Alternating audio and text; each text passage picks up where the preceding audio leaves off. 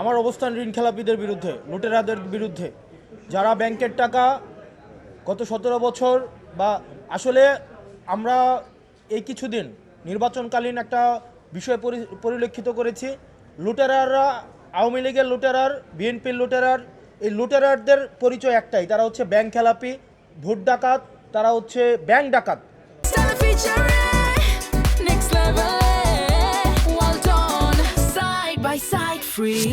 তারা হচ্ছে ব্যাংক ডাকাত, তারা জনগণের টাকা, আমার আপনার টাকা চুরি করে তারা হচ্ছে বিদেশে নিয়ে যায়, বিদেশে নিয়ে গিয়ে সন্তানদের বিলাসী জীবনযাপন করায় এবং দেখা যায় কি শুধুমাত্র নির্বাচনের সময় নির্বাচনের উপলক্ষটাকে তারা একটা মানি মেকিং মেশিন হিসাবে নেয়, যে তারা সংসদ সদস্য হয়ে তারা আবার, যেমন আমার প্রার্থীকে যদি দেখেন, উনি যখন নির্বাচনে জিতেছিলেন 2004-এর দিকে উনি একটা কোম্পানি করেন ম্যান পাওয়ার, ওই ম্যান পাওয়ারের মধ্যে উনি নিজে হচ্ছেন ডিরেক্টর, ওনার ছেলে হচ্ছেন একটা অংশ, ওনার ওয়াইফ হচ্ছে একটা অংশ, অর্থাৎ নিজের নামে লাইসেন্স নিয়ে নিজেই কাজ করবে এবং সেই টাকা আবার বিদেশে পাচার করবে। আমরা হাদি ভাই যেমনটা বলেছিল, এই যে ব্যাংক ডাকাত এবং ঋণ খেলাপি লুটেরারদের জন্য আমরা বাংলাদেশটাকে হারাম করে দিব।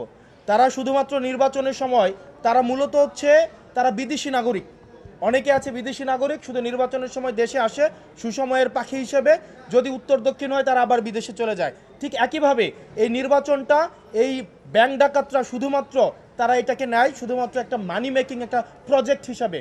আপনি একটা জিনিস চিন্তা করেন তো, শিয়ালকে যদি আপনি মুরগি পাহারার দায়িত্ব দেন তাহলে ব্যাপারটা কেমন দাঁড়ায়? ঠিক একইভাবে যারা চুরি করে, যারা হচ্ছে ব্যাংক চুরি করে, তাদেরকে আবার সংসদে পাঠাচ্ছেন আবার হচ্ছে ব্যাংক চোরদের ধরার জন্য।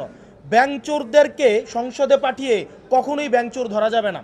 আপনি আমার প্রার্থীর যে বিষয়টি, উনি হচ্ছে ওনার যে লোন, এটা হচ্ছে রাইট অফ লোন, কোনো পার্শিয়াল পেমেন্টে কখনোই হচ্ছে সেটা পরিশোধ হয় না। উনি একটা ব্যাংকের সাথে এগ্রিমেন্টে গিয়েছেন এবং সেটা হচ্ছে একটা ফ্রুটফুল এগ্রিমেন্ট। এই ফ্রুটফুল এগ্রিমেন্টে সেটা ওনার সিআইবি থেকে ক্লিয়ারেন্স হয় না।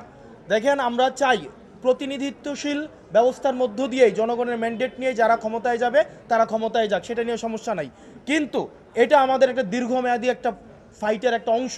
আমরা কোনো ঋণ খেলাপিদেরকে কোনো একটা এই ধরনের একটা ফাইটে আমরা অংশগ্রহণ করতে আমরা তাদেরকে কোনোভাবেই জনগণ তাদেরকে অ্যালাউ করবে না। এই ঋণ খেলাপিদেরকে আমাদের জনগণ প্রত্যাখ্যান করেছে 5ই আগস্টের মধ্য দিয়ে, পরবর্তীতে নির্বাচন কমিশন প্রত্যাখ্যান করেছে, আপিলেট ডিভিশন প্রত্যাখ্যান করেছে, আজকে হাইকোর্ট প্রত্যাখ্যান করেছে। তারা যে কোনো প্রক্রিয়া, আমরা আবার দেখেছি 2100 কোটি, 1700 কোটি, 254 কোটি নিয়ে অনেকে হচ্ছে বিভিন্ন ব্যাকডোর মেকানিজমের মধ্য দিয়ে নির্বাচনে আসছে। ঠিক একইভাবে তাদেরকে 12ই ফেব্রুয়ারি আবার জনগণ চূড়ান্তভাবে তাদেরকে প্রত্যাখ্যান করবে ইনশাআল্লাহ।